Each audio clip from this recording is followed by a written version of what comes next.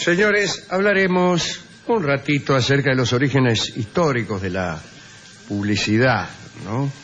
La palabra propaganda proviene de propaganda fide, una voz latina que denominaba una congregación de cardenales que en los primeros tiempos del cristianismo eran los encargados de difundir y propagar las ideas de la Iglesia. Pero los primeros anuncios, que no necesariamente tenían que ver con la difusión religiosa, se hicieron en forma oral, mediante gritos en la vía pública.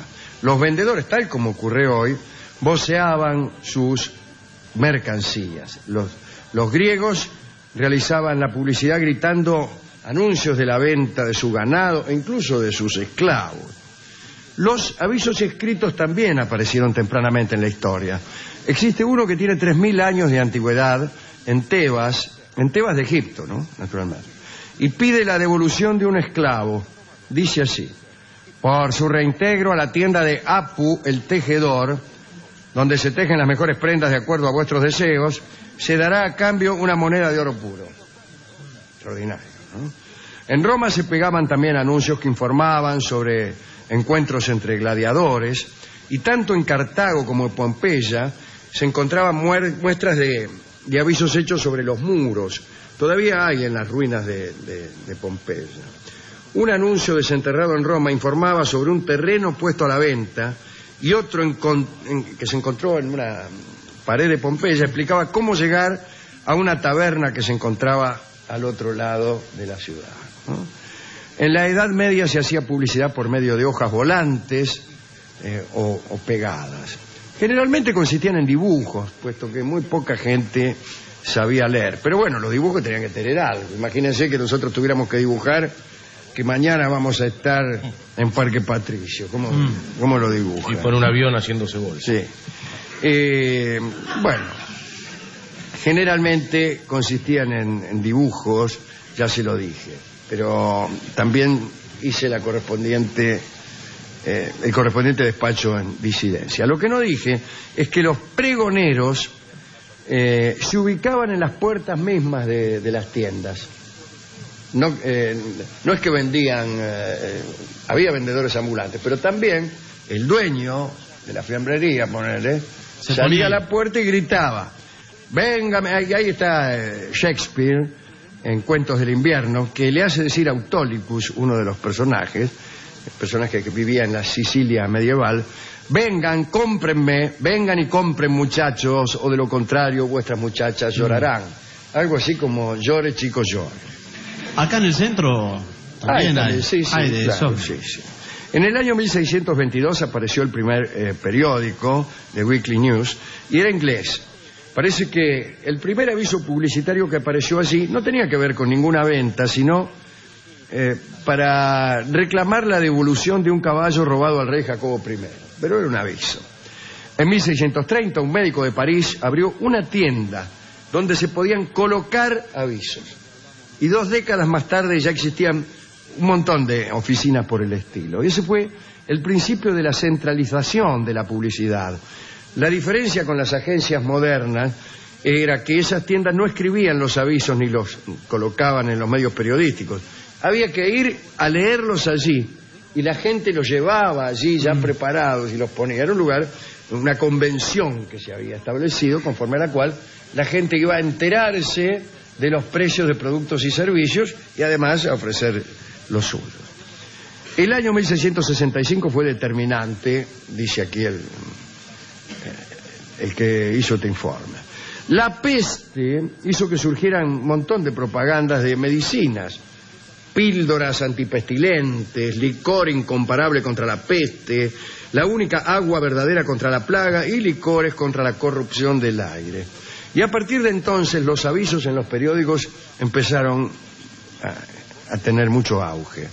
Allá por 1682 se publicaban guías completas de tiendas, y 100 años más tarde Inglaterra estaba inundada de carteles y anuncios, y eran tantos que había una disposición conforme a la cual se prohibía colgar carteles a través de las calles que dificultaran el paso de la luz y del aire del cielo.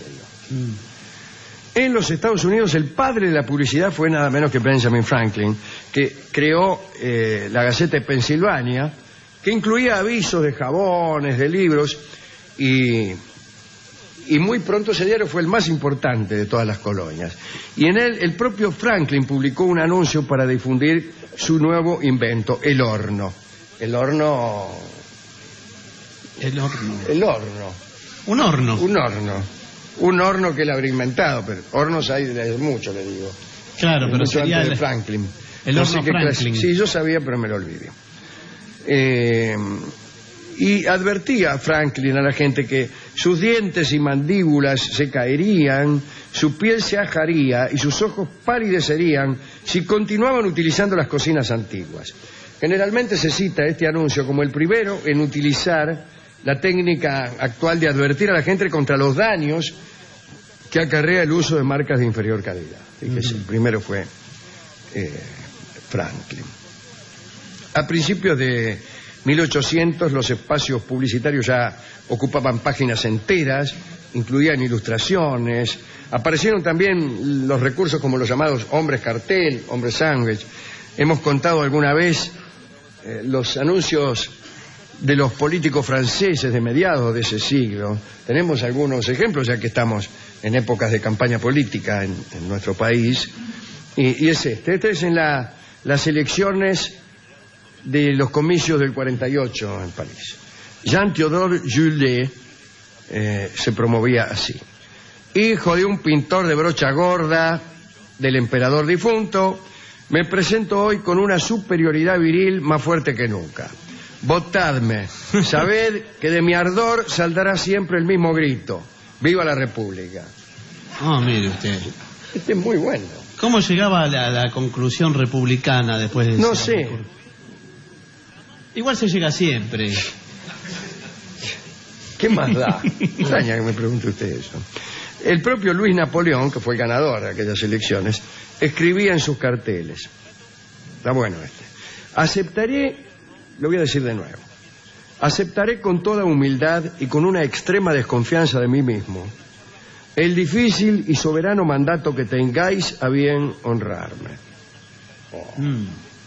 Recuérdese que había contratado a los mejores dibujantes, autores de canciones y redactores de París.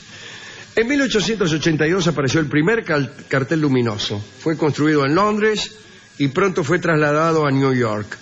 Y el público estaba encantado. Estaba hecho con 20.000 bulbos de luz y promovía una carrera de carrozas.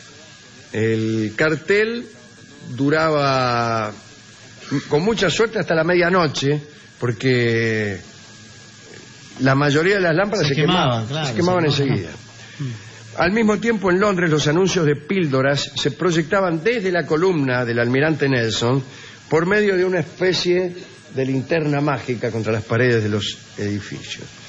A fines del siglo pasado, del siglo XIX debe ser, evidentemente, un visionario de la publicidad fue Thomas Lipton, un escocés, pionero en la invención de toda clase de trucos para la promoción de productos. Una vez editó miles de billetes de 1 libra de Lipton. Eran facsímiles de aquellos billetes de banco, pero con la cara, en la cara inversa, digamos, en uno de los lados, se leía: se compromete a pagar o demandar en cualquier establecimiento Lipton y por valor de 15 chelines todo aquello que se ofrece en otros sitios por 1 libra esterlina. Es un descuento, ¿no? Esto tuvo un gran éxito. El cupón. Y un cupón, eso. Bueno, después de la Primera Guerra Mundial, en la Primera Guerra Mundial toda la energía se utilizó para ordenar la energía bélica, ¿no? Y así. Recién en 1941, alguien, el doctor Dichter, creó el Instituto de Investigación de las Motivaciones. Y allí empezó a hablarse del deseo, de la creación de necesidades. Se estudiaron planes deliberados, sobre todo en el vestir, para inducir a la gente a tener determinadas conductas. Después llegó la obsolescencia planificada, es decir, aquellos productos que se hacían deliberadamente poco duraderos para poder venderlos de nuevo. Y después aparece el concepto de obsolescencia psicológica, La moda. La moda, no tanto la moda es más compleja, pero algo así, ¿no? A usted le parece, o le empieza a parecer que una cosa, que un cierto pantalón, pero también un cierto tipo de artículo ya no se lleva, entonces empieza a comprar otros, sin que realmente se gane mucho en el cambio. Hemos recordado algunos puntos interesantes del avance, por decirlo así, de las técnicas publicitarias. Hemos ido a la discoteca y ahí el discotecario me dijo que él había trabajado en una agencia de publicidad. No sabía. Claro, y que era el autor de una campaña de alfabetización. Él era el autor del eslogan, entonces unos carteles que estaban por toda la ciudad decían: aprenda a leer. Pero señor, no habrá sido muy eficaz esa campaña. Sí. Y me dio un tango cuyo nombre también promueve un cierto artículo, que se llama Hotel Victoria. Ah, mire usted, claro. Gran Hotel Victoria se llama. Es un tango que se llama así, y evidentemente es un tango de promoción. Claro. Como si vos le pusieras un tango Hotel Iruña. Bueno, sí, no sé si de promoción también. Hay marcas en algunos tangos. Alguna vez bueno, pero este se llama desde el título.